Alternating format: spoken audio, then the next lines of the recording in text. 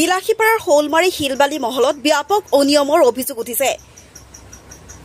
Excavator Poclain আদি মেচিনেৰে দিনে নিশাই টিপকাই নৈৰ বুকুত খনন কৰি শিলবালি তুলি অহাত শংকাত ভুগিছে নৈপৰীয়া ৰাইজ। বিভাগীয় নীতি নিৰ্দেশনাক ধোৱা চাঙত তুলি মহলদাৰ বিশ্বজিৎ ব্ৰহ্মই বিভাগীয় বিষয়া কৰ্মীক মেনেজ কৰি মেচিনেৰে নৈখনৰ বুকুত অবাধে খনন কাৰ্য চলাই আহিছে বুলিও ৰাজহুৱা অভিযোগ উঠিছে। নিৰ্দেশনা অনুসৰি পানীৰ স্তৰৰ পৰা 10 ফুটলৈকে খান্দিব পাৰে যদিও মহলদাৰে নিজ খেয়াল খুচি মতে 40ৰ পৰা 50 ফুট দকৈ খনন কৰি আহিছে। এনে খনন কাৰ্যৰ বাবে ইতিমধ্যে নৈপৰীয়া লোকসকলৰ শহ বিঘা কৃষিভূমি নৈখনৰ গৰ্ভত জাহ যোৱাৰো অভিযোগ স্থানীয় ৰাইজৰ। এইদৰে খনন কাৰ্য চলাই অহাত নৈপৰীয়া অঞ্চলটোত তীব্ৰ ভাবুকিৰ সৃষ্টি কৰিছে বুলিও জানিব পৰা গৈছে। এই সন্দৰ্ভত বিভাগীয় কৰ্তৃপক্ষৰ বহুবাৰ আবেদন নিবেদন কৰিও কোনো সুফল নোপোৱাৰ অভিযোগ ৰাইজৰ।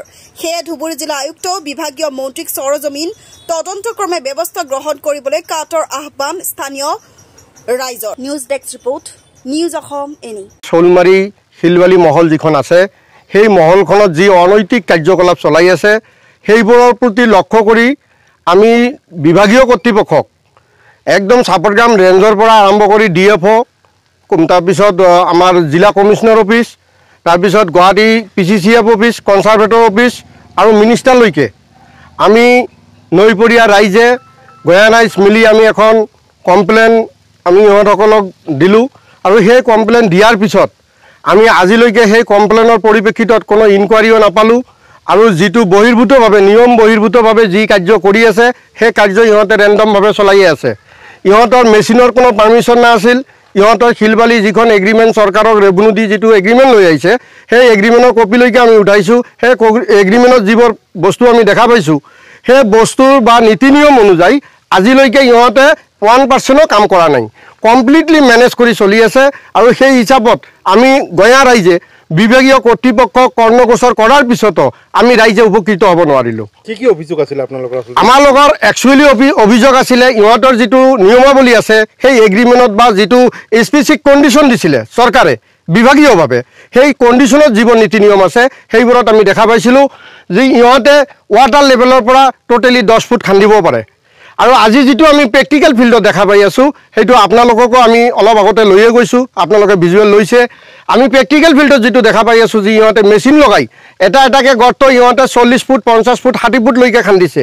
আমি মানে বিভাগীয় কৰ্তৃপক্ষৰ ওচৰত আমি এইখিনিয়ে দাবী জনাইছিলোঁ আৰু এইখিনিয়ে আশা কৰিছিলোঁ যে ইহঁতসকলে আহি প্ৰেক্টিকেল ফিল্ডত তত্বাৱধান লৈ আমি যাতে গঞা ৰাইজে ইয়াত বসবাস কৰি থাকিব পাৰোঁ সেইখিনিৰ পৰা ৰক্ষা পাবৰ কাৰণে ইমান দূৰ যাতে ডিপকে নদীটো নাখান্দে আৰু সেই মেচিনবোৰ যাতে ইয়াৰ পৰা আঁতৰত লগায় এইখিনিয়ে আশা কৰি আমি বিভাগীয় কৰ্তৃপক্ষৰ ওচৰত গৈছিলোঁ। এইটো ইয়াত যিটো পৰিস্থিতি আমি দেখা পাই আছোঁ এইটো একেবাৰে জল পটপট। আমি যিখন লেণ্ডত এতিয়া থিয় হৈ আছোঁ যিখন মাটিৰ ওপৰত সেই মাটিখনৰ দাগ আমাৰ টোটেল 22 বিঘা আছিলে, আজিৰ ডেটত 2 বিঘাও নাই।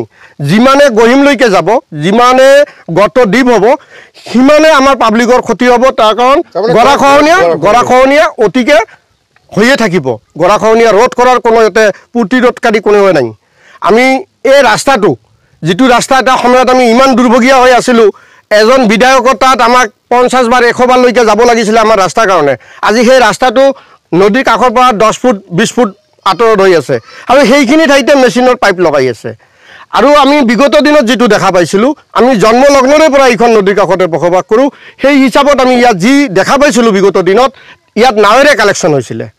নাৱেৰে কালেকশ্যন যদি এখন নহয় 500খন নাও লগায় তথাপিও আমাৰ গঞা ৰাইজৰ কোনো অসুবিধা নহয়। আজিৰ ডেটত ইহঁতক মহল দিয়াৰ পিছত আমি যিটো দেখা পাইছোঁ এইখন নদীত আজিৰ ডেটত 10খন নাও নাই। যি পৰিস্থিতি হৈছে ইহঁতে কমপ্লিটলি মেচিন লগাই কাম কৰি আছে। আমাৰ গৰীব দুৰ্ভগীয়া ৰাইজ আজিৰ ডেটত মানে পানীত হাঁহ নচৰা অৱস্থা যিটো আমাৰ সেই গৰীব দুখীয়া মানুহখিনি সেই নাৱতে কাম বন কৰি খাইছিলে সেই নাওবোৰো বন্ধ কৰি দিলে।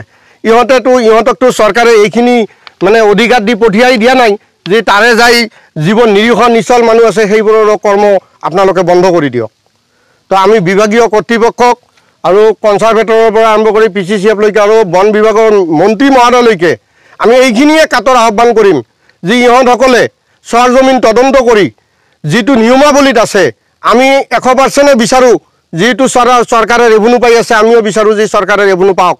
কিন্তু নিয়ম বহিৰ্ভূতভাৱে যিখিনি হৈ আছে সেইখিনি যাতে ইহঁতে আমাৰ নৈপৰীয়া দুখীয়া ৰাইজৰ প্ৰতি লক্ষ্য কৰি যাতে এইখিনি বন্ধ কৰি দিয়ে এইখিনি আমি কাটৰ আহ্বান জনাম।